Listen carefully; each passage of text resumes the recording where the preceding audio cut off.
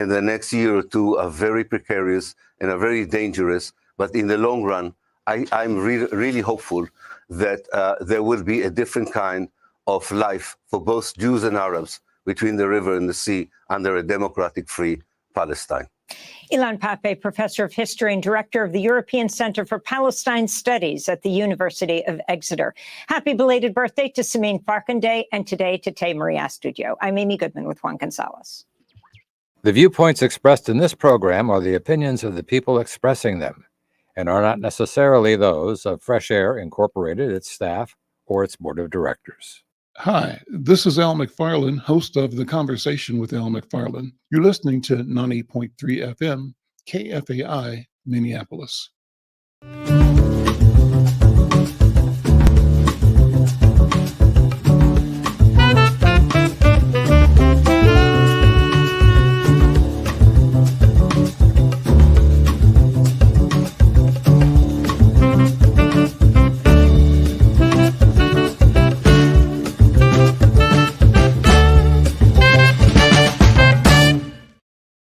I'm Al McFarlane. Welcome to the Conversation with Al McFarlane. Glad to be here and glad to have you along. Thanks to my colleagues at KFAI who've made this week of special programming available. We're broadcasting live today from King Demetrius Pendleton's studio in South Minneapolis. It's Listen to Us studio at 3730 Chicago Avenue. I think it's Suite C. You can drop in if you want. Love to have you show your face. We can introduce you if we need to or can. But the main thing is we're gathering here for a very special reason. We're commemorating all this week what we call George Floyd Week. And in that commemoration, we really are talking to everybody, everywhere, who's experienced loss, trauma, tragedy. But beyond that, we're talking to people who've also demonstrated resilience, recovery, and an attitude of overcoming that we think characterizes what it means to be an African in America. We've got a rich program, a broad program today.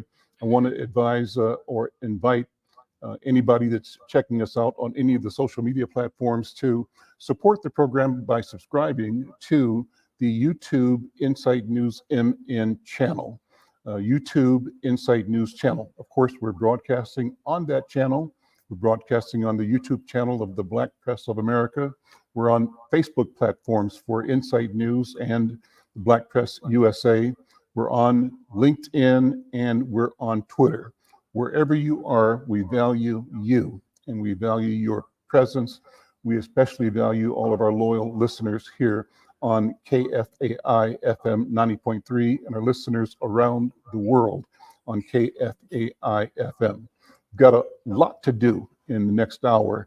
We're going to get into it right now. But remember, the theme today is focusing on remembering and planning for a future, building a future with the knowledge of the cost, the suffering, and the energy that comes out of reimagining what a future can be based on the painful incident of the murder of George Floyd. That not a single solitary incident, one of a stream of incidents that transgressed our humanity over a long period of time, but that unique because we're here at ground zero at 38th in Chicago, George Floyd Square. So let somebody know wherever you are, call somebody, send a tweet, send a text, send a post on your social media. The Conversation with Al McFarlane is going down right now. We're live from George Floyd Square. Again, thanks to King Demetrius Pendleton, the owner of Listen to Us Studio. That's where we're broadcasting from all this week, including on Saturday.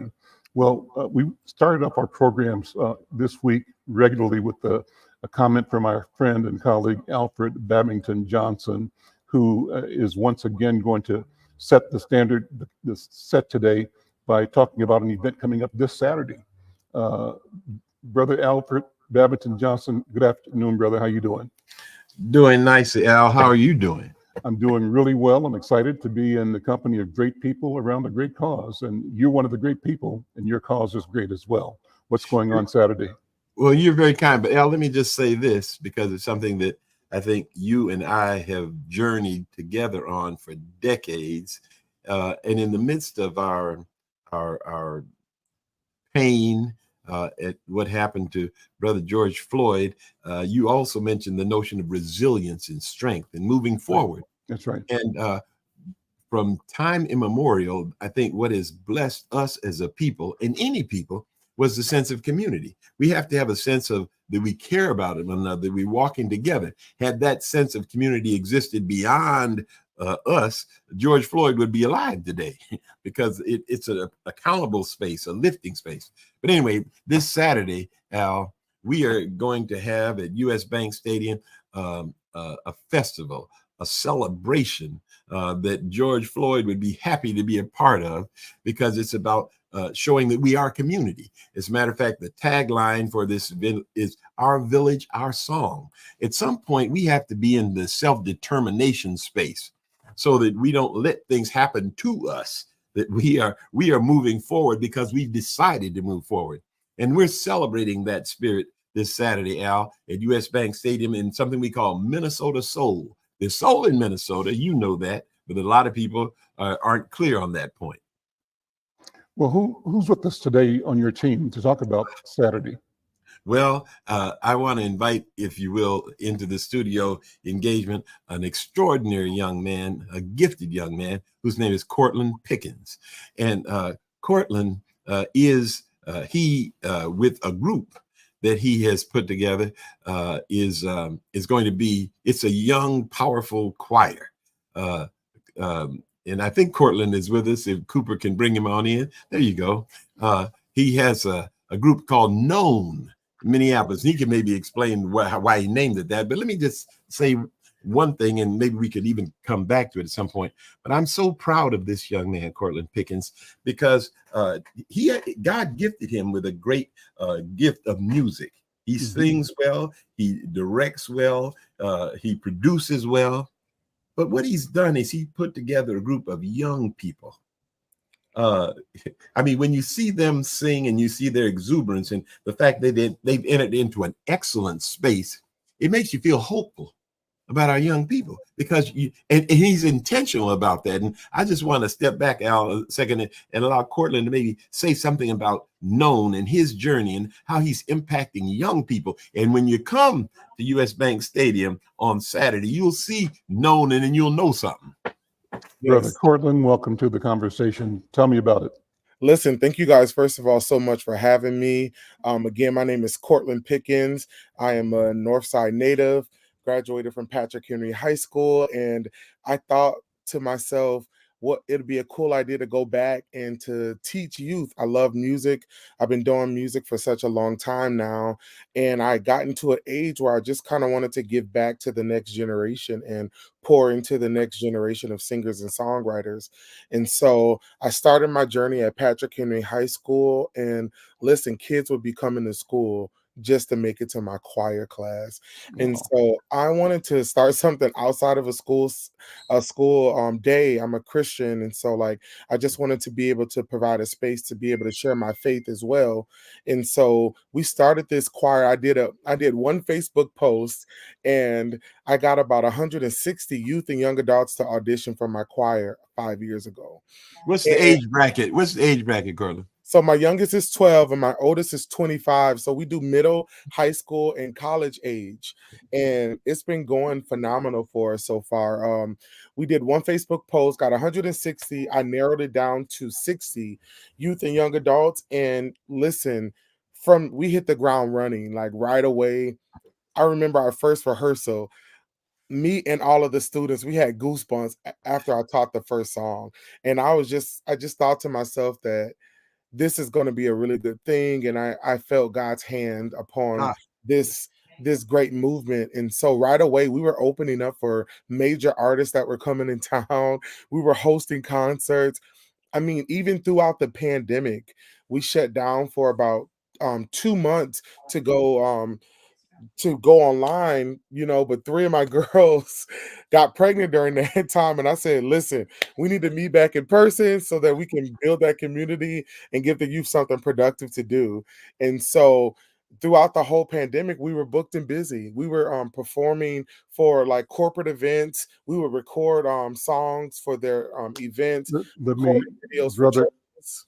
Brother Cord, let me put you on the spot then, as I often do to artists. Let me hear you.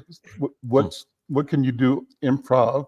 Okay. Give us a taste of what people are going to feel and experience Saturday at the US Bank Stadium. Well, listen, you're going to experience a full choir. I'll give you a solo version of what that'll sound like. When peace like a river attended my way, when sorrows like sea billows roar, whatever my lot, thou hast taught me to say, it is well with my soul. Hallelujah. Sweet. Well, that sets an Small intention thing. not only for this Saturday, but for today and every day. Yes. Babington, make the invitation one more time. Okay. This Saturday at US Bank Stadium. Doors will open at 10:45. We're going to have to get you out of there about 6 o'clock. But in the middle of it, from the beginning to the end, we're going to be cooking. Oh, We've yeah. got the best artists in the state of Minnesota coming to serve you, to lift your spirits, and others who are sharing their experience in arts and crafts and live engagements. You're going to want to be there. We want you there. Yeah. Babington, thank you. Wayne, give me a break here. My brother Wayne is here like last time. Guys, thank you. Have a great program Saturday. Thank you so I'm much. Al McFarlane. This is The Conversation with Al McFarlane. This is Wayne McFarlane. Wayne is my brother, my hero. Wayne, what you got?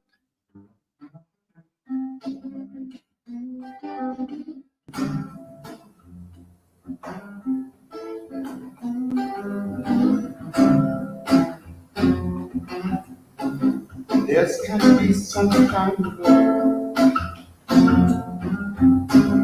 in this world today. There can be much more joy, no more pain. Don't you see what we mean? There's a one step forward, no step backward. One step forward, no step backward. I was sitting in my little town and I said, I was wondering you, why do we have to fight? Sometimes when I think you were all alone, I look up into the sky and watch you come home back home.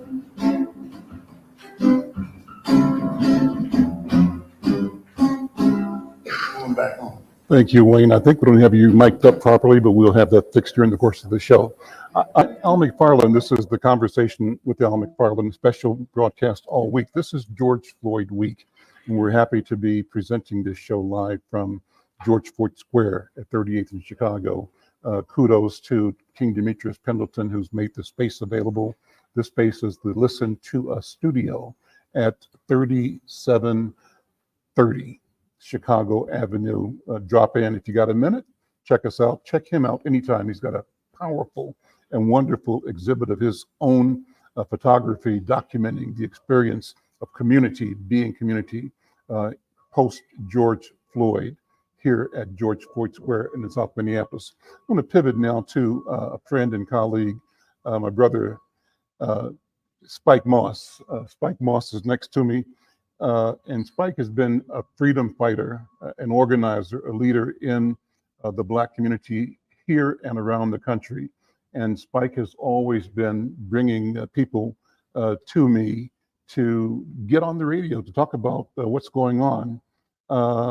And Spike has come today to follow that, to change the name, producer, change it to Spike Moss, and we'll change it to Rashad in a few minutes when he joins us again. Spike, how you doing, man? Doing well. Is your sound okay, Spike? I think it is.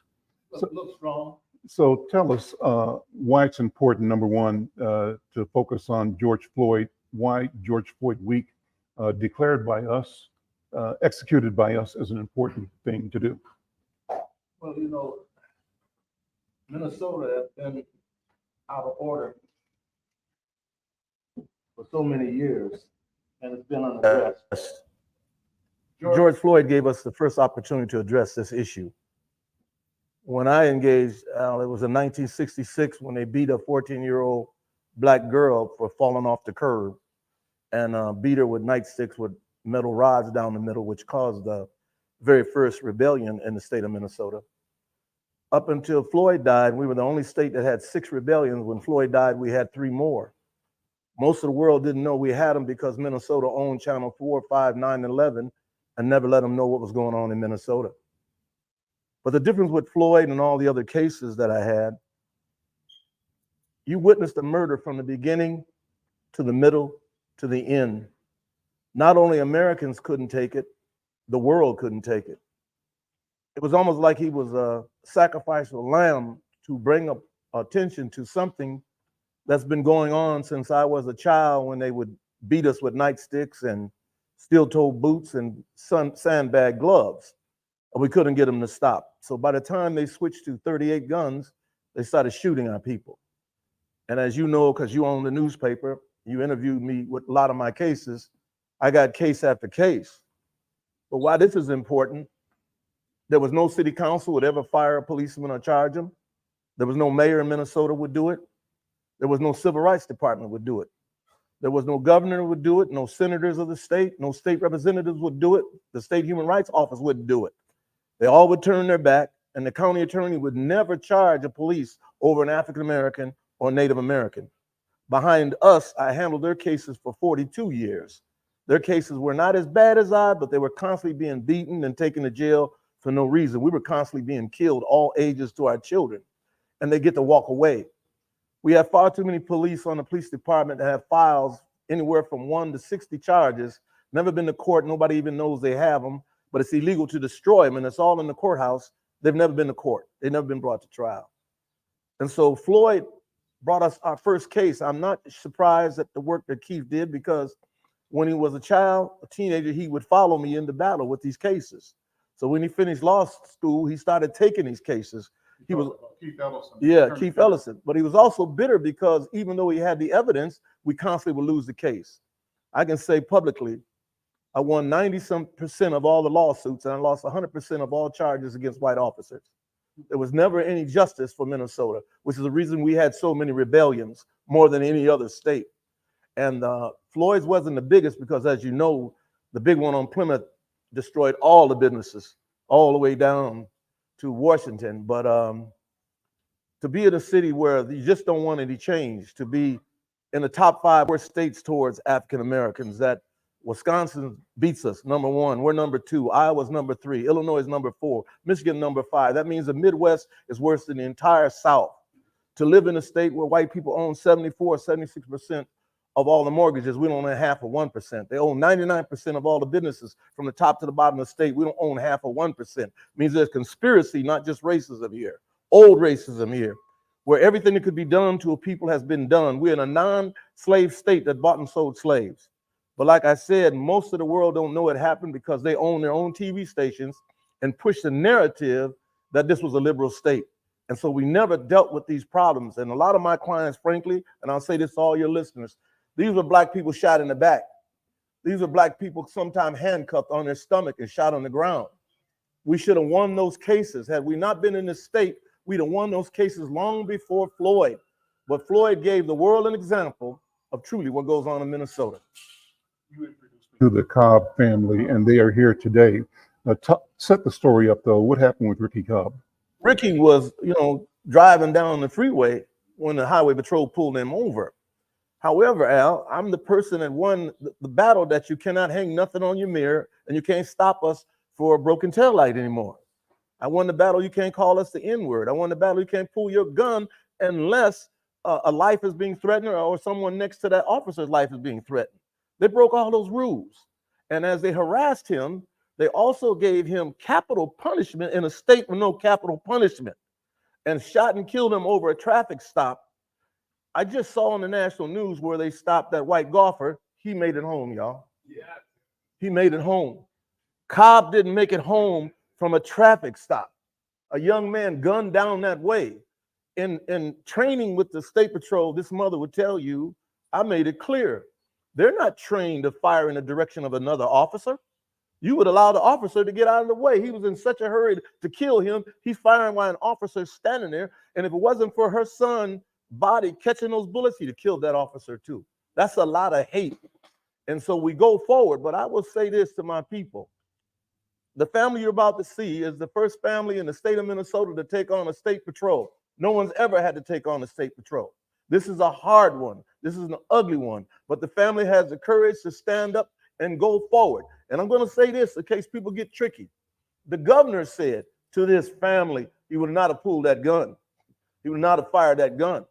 The colonel over the state patrol said immediately in the meeting in front of all of them, I wouldn't have fired that gun. I wouldn't have pulled that gun. It's not that they're making it up. They know that was not his training. He went past his training into white madness and killed that young man in a traffic stop, which there's no reason to stop you for that anymore in this state.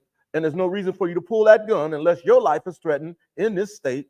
And you created capital punishment that does not exist in Minnesota and took another young man's life.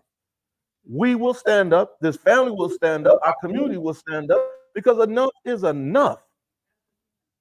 I'm Al McFarlane. This is the Conversation with Al McFarlane. We're here at George Floyd Square. That was the voice of Spike Moss, one of the leaders in community championing the cause for freedom for our people and resisting oppression, brutality, discrimination, racism, wherever it falls, but particularly in the cases of capital punishment, unofficial, but no less deadly capital punishment of Black people at the hands of law enforcement. Well, he mentioned that Ricky Cobb II, his mom and sister and twin brother are here.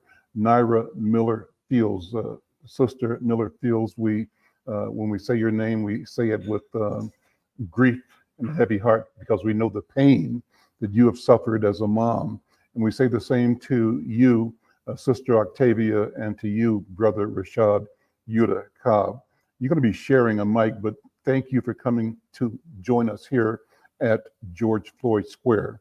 What are your thoughts when you hear community engaging in the conversation about what happened to Ricky Cobb II? Am I clear? Okay.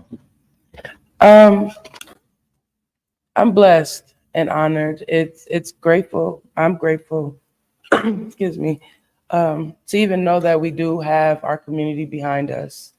I'm grateful to know that everyone is hearing this story, and it hurts that this is even continuing to go on. So just to even know that our community is behind us as we have been behind our community, as we continue to stand together, I know we can definitely get boots on the ground and get justice for all our people, for our community. And I appreciate everyone, but it's if I can humbly say, it's exciting because so many nights go by, you think you're alone, and everybody always feel like they're alone, but we're not. We have our community here, and I am definitely grateful for that. So. Twin brother, Rashad, pass the mic to him and lean into the camera a little bit so people can see you. What's on your mind? What are your thoughts missing half of you, the twin brother? Motivation is on my mind all the time. You have to wake up every single day and really fathom all the stuff that our people have lost or have never had access to, and in this situation with my brother, I thank the Most High that a lot of these openings comes to our people at this time that we need it the most. We dealing with a problematic system, and most of the time, these type of stories don't get no justification. So being that, charges are brought and we have to, get ready for court and the everyday fight in it, we're only guaranteed one thing in this life, and that's death. So at that point, what are we going to do before we die? And how it is in America, we can't even live before we killed because of the way we look, you know, and being aware of that situation on how I feel, it's a bittersweet feeling. You know, I'm angry all the time, but I'm joyful about the anger because it motivates me to do positive things. So at this time, you know, it's just really being grateful and, you know, keeping a strong mind and, you know, staying conscious of everything that's going on at this point. Naira Miller feels, sister, I so thank you for your courage and your voice, and I feel so brokenhearted at your loss. What's on your mind right now, and what do you want the world to know about the struggle that lies ahead, and about the joy that left when your son was murdered? Mr. McFarlane, I really hurt daily being a mother and looking at his pictures, and we just had their birthdays and we just had a celebration. I'm coming up on a year. But through it all, I stand for solidarity and answers to them questions that they did to my son. And I deserve that. Me and my family deserve that. And he's gonna have to be brought to justice, period. He knows every day he think of what he's done. I do. By my son being merely gone, I do. So he's like a toddler out there. He wasn't but 2 years, you know. He didn't know that much, but he was so anxious to get something done that was so many ways wrong. And we as a family have got to suffer through that. Again, I hurt daily. Just this morning, I had a revelation to come to me so hard that it's hard to describe it. And most days I'm just crying and just trying to keep, you know, a smile on my face and go on, as my mother used to say, every day, you know, looking forward to a new day that I hadn't seen. But I know my son is safe and in the will and the heart of God. And with that, I'm grateful. Rashad, take us back to that day. Kind of walk us through what happened. You all had been, or you and he, I think, had been at a party. Tell us what happened that day and how this tragedy occurred. Refresh us. It was a wedding celebration for my little cousin. The date was? And that was July 31st, 2023. And we had a very, you know, festive time. You know, all the family was just fellowshipping, you know, and just, you know, just vibing. And he left to go, you know, with his friends downtown. And we're corresponding through the night or whatever, because every time we not away from each other, my siblings do the same thing. We're just making sure everything is okay. And through the night, he had lost his keys or whatever. So I asked him, did he want me to Uber him to my house? He said he just wanted to go home because he had work. Being working men, I understand, wanted to go home. Even though I'm his brother, he don't want to sleep in my home. He want to go to his own home. So he waited for the car locksmith to get there. When the locksmith got there, you know, he called me and told me he was in his car and he was on his way to St. Cloud. So being that my brother was on his way to St. Cloud, I felt it was okay, you know, to lay down, you know. And it was just 6 minutes, Al, just 6 minutes. That's all it was for me to get the call. And, you know, she's yelling at my phone, telling me he just got shot. Now, my first question was by who? And when she said the police, what do you mean the police just shot my brother? So I got out the bed, you know, looked up his location on my iPhone, got to the location, and by the time I got to the location, they had everything just blocked off. Like, you can't move that fast if you're trying to, you know, do something right. So they were trying to hide something anyway. You know, I just didn't know what it was. We got there, man, and they had him on the pavement for 5 hours while we sitting there trying to ask him what's going on. They sitting there, we can't tell y'all about this. We can't tell y'all about this. but you got the freeway blocked off. What can't you tell us? We're citizens too. You know, and by the time we got the news, they said he was dead, you know, and we met with the governor and the colonels and everything. And from there, we at where we at now. Happen? What's the legal status right now, Spike? What's going to happen in this case? What do you hope? Well, the first thing to say about that, Al, is to go and get him charged. As you know, Mike Freeman never, ever charged anyone on our behalf. Mike Freeman was a former... He was a Hennepin County attorney. Right. He never once. So first of all, you got the county attorney who was willing to really go into this case and research it. She didn't just charge. And what we said to her that day, she understood. She even upgraded the charges. She's been under attack ever since she decided to treat us like human beings. We got past that hurdle. Then we got to get... mentioned her name, Moriarty. Right? Moriarty, yeah. The new Hennepin County attorney. So we got to the courthouse, and the judge let the case go forward. Even when they came back to get the judge to throw it out. She still didn't throw it out. All these things are first for me to even witness fighting these fights since '66. I never witnessed it one time, and I made sure they understood the history that they made to get us this far. And I think social media played a big role in it, because they used to have this word here, Al, and I'm not calling us Negroes. I know we're African people. They say the Negro has no rights that the white man must respect or honor. And that was Minnesota's practice. So we couldn't even get to court to even get to trials, to even have our witnesses come forward, because they had no credibility. In a state like this, you got to get past all white jury. You got to get past an all white chief. You got to get past the controlled civil rights office. It was an all white city council all those years, all white mayors. So we had nowhere to expect or get any help. And even when we called the Justice Department out, they'd come in and sit down with Minneapolis and leave us here dying like that. Family after family. Sometime in the same month, you and other newspaper was calling me because I'm on a case already. And it was always the same. But the progress here to my people is getting charged. The progress here to my people is getting it to trial. They don't know how big this is.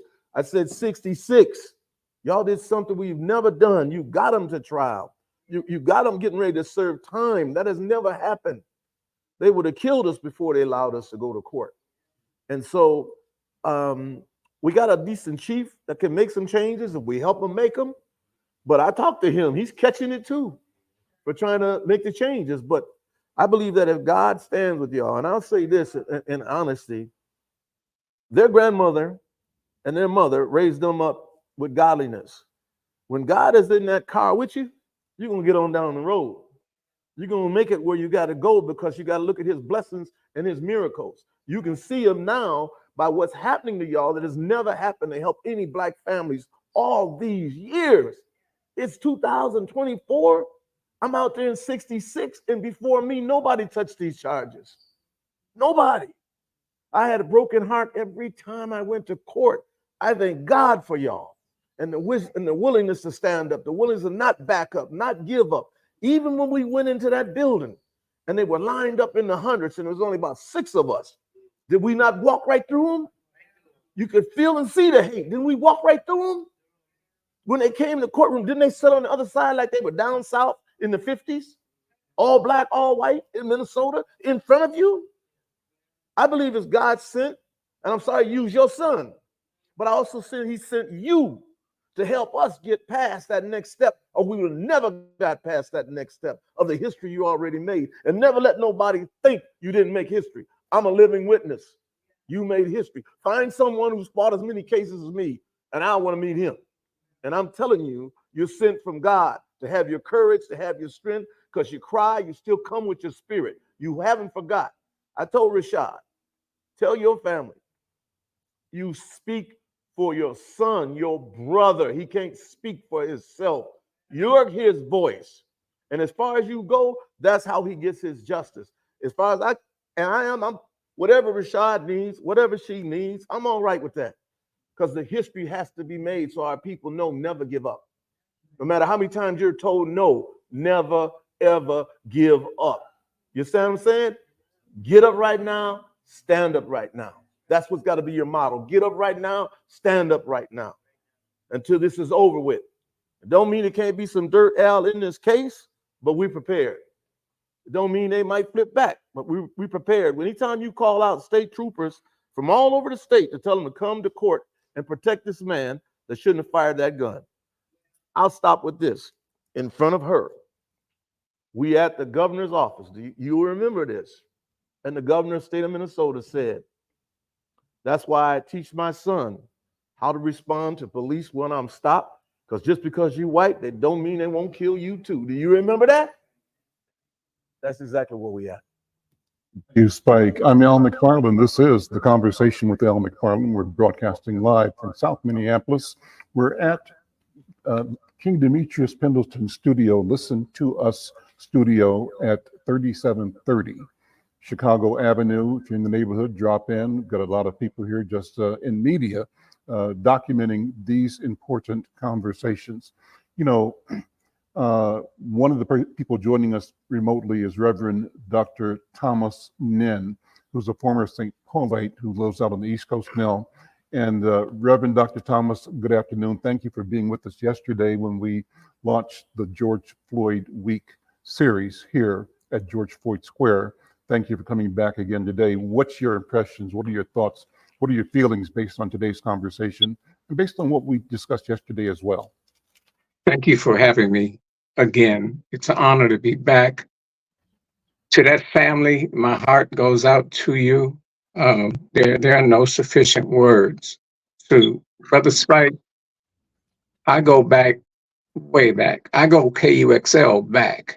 I go back to when you brought Sugar Ray Leonard here when he was still in the game. I go back to the bus rides to get King's birthday, a national holiday. I go back to when the best food on the north side was at the VFW on Plymouth Avenue. I go way back.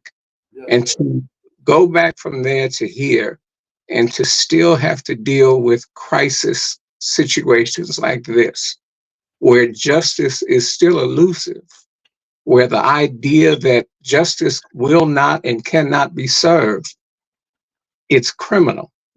It's criminal. The actions were criminal. The court proceedings were criminal. And so I'm so glad that hope is a part of this conversation right now. You know, you mentioned, Spike, it's not a question of black or white alone. We have in the studio Jason Heisler, and he's the father, I believe, is that right? Jason, of Kobe Heisler. Kobe, you've got a story to tell. Tell us. You've got a story to tell about your son, Kobe. Tell us. Yes. Mr. Moss, for the opportunity. Kobe actually is mixed, pretty fair skin, but it does affect everyone. And Kobe was autistic, and the police killing 3 people a day, 1,100 people a year. We can go to a lot of funerals every day, but 54% of the people they kill are disabled. And then if you consider drug addiction and disability, then that number goes through the roof. But 54% of the people they kill are disabled. My son was having a mental health crisis, and he was supposed to be in the hospital, but there was a problem with his insurance. He'd been in a psychiatric ward, and he was a black autistic man. He was 21 years old, and he got a perfect score on his SATs, and he was a horticulturist and a professional chef. And he'd been in the hospital, and the ambulance was sitting right outside. In 14 minutes, they spent trying to get him to confess to a felony or so ask him who he threatened or what he did when he just needed to be back at that hospital. And then he got up to run, and they shot him in the head. You know, the police aren't trained to use a litter box. $191 million we spend on the Minneapolis police force, and they're all out on disability. With 144 of them have the same lawyer, and they're out on disability because they're butthurt. And then when you think of it, there's 42 other armed agencies that have jurisdiction around here without body cams. And Kobe was murdered on August 31st, 2019 Labor Day weekend. And they spent 14 minutes interviewing him, trying to, the opposite of de-escalation. And when he got up to run, they all shot him. They nearly shot each other. They're reckless. They're reckless when they drive down the street.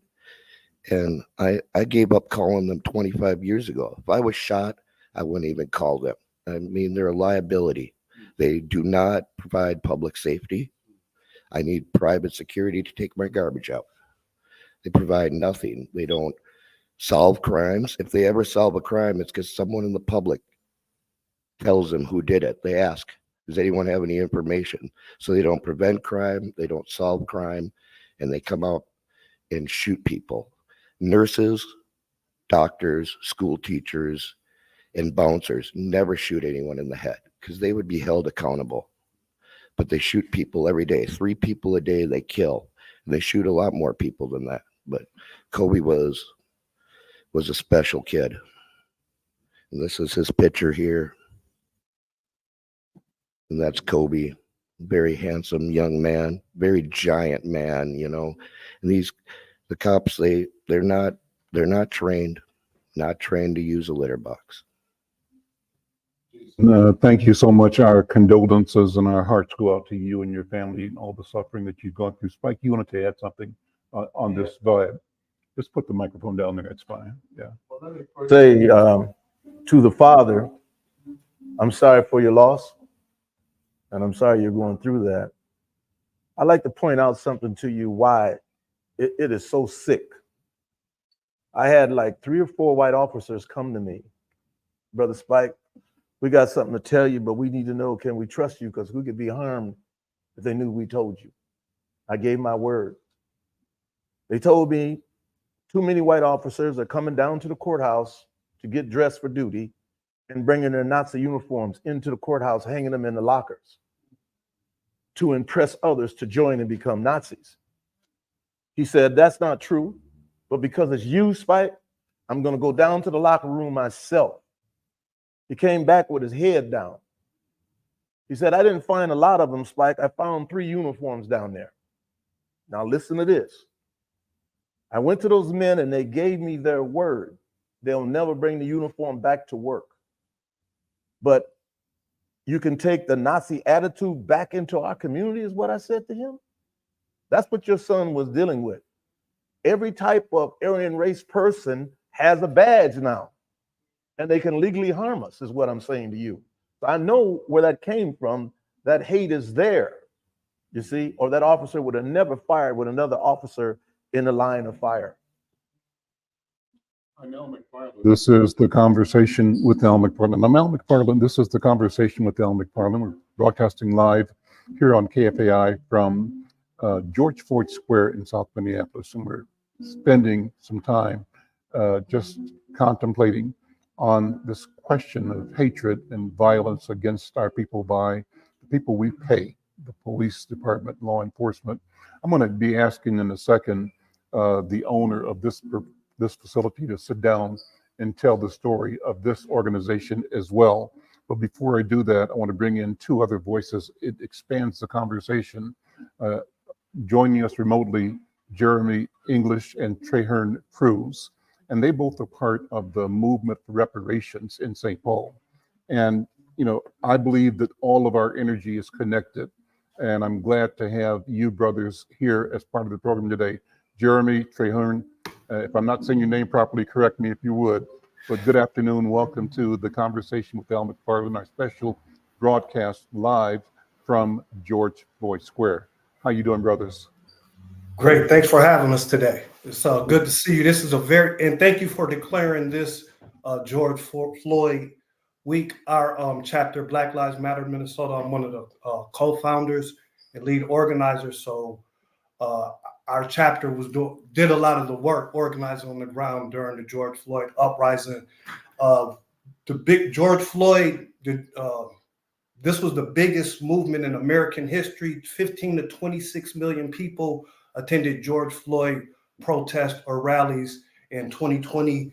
The movement was also nominated for a Nobel Peace Prize. The power structure at that time did not thought what happened to George Floyd was okay and they were not going to press charges. No one was going to do anything about that. The chief at the time seen the video and thought that it was okay. So activists, grassroots activists like myself, other organizations that we work with, like TCC for J, Voice, Showing Up for Racial Justice, many activists organized on the ground, and we had to bring pressure on the government to do something and finally press charges. Well, that was the second time, Officer Noor, but press charges for what happened to George Floyd. These protests didn't just happen in Minnesota. They spread to California, Texas, New York, all over the world, and then basically to London, England, and all over the world. And another big part about it, for us being reparations activists, the DOJ report that came out that said that the Minneapolis police uses unlawful deadly force against Black people, discriminates against Native Americans, and discriminates against people against disabilities. And for the United States government to say that that is happening in the state of Minnesota, that sets up the case for reparations for us. You can't just have more training or more cultural sensitivity. No, you harm the community, and so now we have to calculate how much you owe us. But before we can even calculate, they have to stop killing us. The number one for reparations, the number one principle is cessations or guarantees of non-repetition. But after George Floyd, we've seen what happened to Amir Locke. We've seen what happened to Tekle Sundberg, and we've seen what happened to Ricky Cobb. So we got to get to the point of where the police stop killing us in the state of Minnesota and across the United States. And so that's why we believe the number one issue for Black Americans leading up to this election is reparations for Black Americans whose ancestors descend from U.S. chattel slavery. And Jerry, may talk about what St. Paul is doing in particular, how you've elevated this to an official item in the government of St. Paul. Thanks for having me, Al. What we really did in St. Paul was we started engaging with the folks here in St. Paul. This was before George Floyd's tragic murder. And let me give a shout out and very definitely send my condolences to the Cobb family. And let me give a shout out to that brother that's doing that choir too. He does some amazing work. Mm-hmm. But this ground grassroots work, it started before George Floyd's tragic murder. And what we did was we went out and engaged with the entire Black community in the city of St. Paul. We did some comprehensive work in regards to hosting events. We did some work in regards to hosting mayor, political conversations. You know what I mean? When it comes down to the mayor's debate in St. Paul at that time, Mayor Carter had just got elected, but our agenda at that time was reparations. And this wasn't, for example, a 2-year, 3-year, 4-year. This is probably about a 6 to 7 year ground building work here in St. Paul. Let me ask you, Jeremy, and also Trey Hearn, what's the connection now? I think that history has a way of working and weaving things together. And so what would you say is the connection behind the impetus, the energy in the resistance and rebellion coming out of our anger at the murder of George Floyd and the ongoing quest for reparations and liberation? How are those connected now? Well, I can talk real quick and I'm gonna let Trey follow up real fast. We've got about 2 minutes. The crime that George Floyd suffered against humanity is some of the same stuff ongoing and some of the issues that started this country when we talk about us building the economy. And these are crimes that have never stopped, when it comes down to Black Americans who are descendants of chattel slavery. So there is very much a connection to what happened to George Floyd when you talk about that crime against humanity. And again, George Floyd is similar to Breonna Taylor, to Amir Locke, to Jamar Clark. He's a Black American. So Black Americans have consistently been targeted, since the inception of this country that we built. And when it comes down to this kind of violence, and reparations is very much needed for our society. Thank you. I'm Al McFarlane. This is the Conversation with Al McFarlane, broadcasting live. This is George Floyd Week. We're broadcasting live from George Floyd Square. We're at the studio, Listen to Us Studio. It's a business owned by artist, photographer, King Demetrius Pendleton. King, welcome and good to see you, man. Thank you for letting us use the space, and thank you for making the space available for this live broadcast podcast. How you doing, first of all? Pull the microphone. There's a microphone there. There we go. You hear me? Can you hear me now? Yeah. Okay, I'm doing tolerable well. First of all, I want to just thank you, Al McFarlane, for doing this amazing work that you've been doing for decades plus, if you will. And also, our brother Spike Moss, who has been basically speaking power to truth from day one. I'm just grateful I stand on the shoulders of gentlemen like you all. And I've been doing this gut-wrenching work for the last 17 years, if you will. Listen Media started out a while ago, but I just wanted to make sure that I give voices to the voiceless. It started with my daughter, may her soul rest in peace. Her birthday was yesterday. She was tragically killed by a drunk driver in North Minneapolis by a white individual who was doing 120 miles per hour, never hit the brakes, killing her. And I felt that the media never gave her the respect that she really deserved, if you will, and didn't say her name enough. In fact, I kind of remember the media ignoring it all together and working by silence, if nothing else, to make sure the public was not aware of the tragedy of your daughter's death at the hands of an inebriated white motorist. And this is a person who had power. This was a powerful man, and a situation where the thought was he'd probably get away. What happened, though?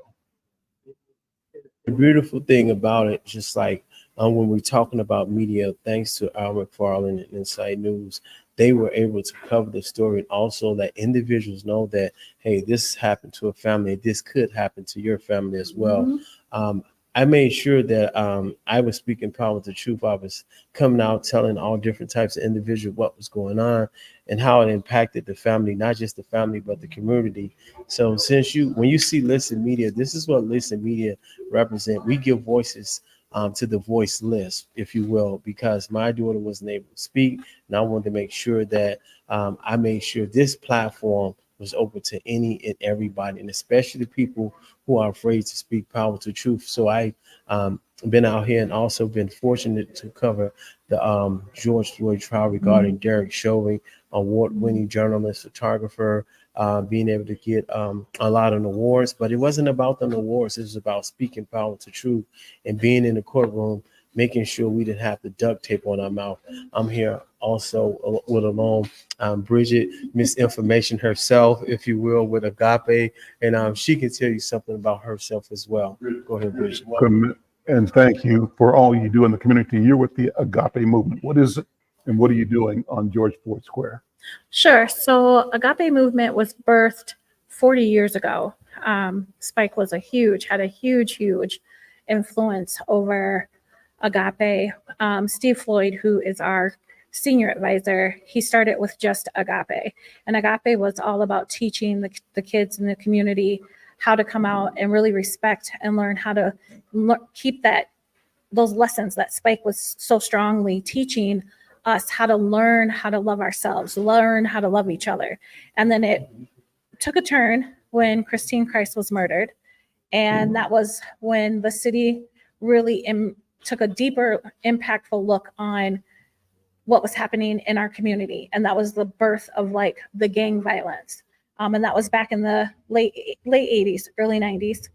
And Agape Champions came about. And then you fast forward, here we are 30 years later, the death and murder of George Floyd. And then we had Agape Movement being born, which is love in action. love is a verb, it's action. You have to put it into movement.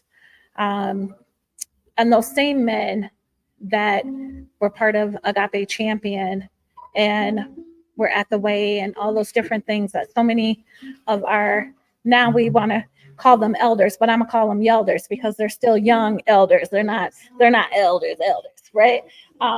They come out and they support the work that we've done. And Agape Movement, literally, we had to police our own community for 13 months.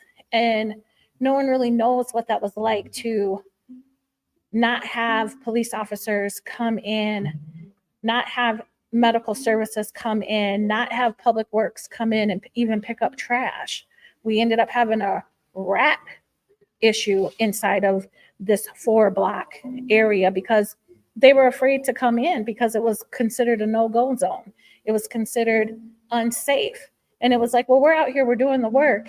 And the data shows, if you check out the Minneapolis police dashboard cam, it shows that the work that we are doing, the crime has truly reduced itself in this area. We still have a long way to go. The city of Minneapolis just experienced an extremely violent weekend. And for people who want to say abolish the police, please come to 38th and Chicago. Our address is 3741. We will sit down with you. We will hold a conversation with you. We will tell you our life lived experience of what it's like to not have police in your community. We want good police. We want police who know how to do their job and will treat us with dignity. And that's one thing that I can say I really respect our elders in our community that taught us that we are human and we do have rights. And those rights are on display every day.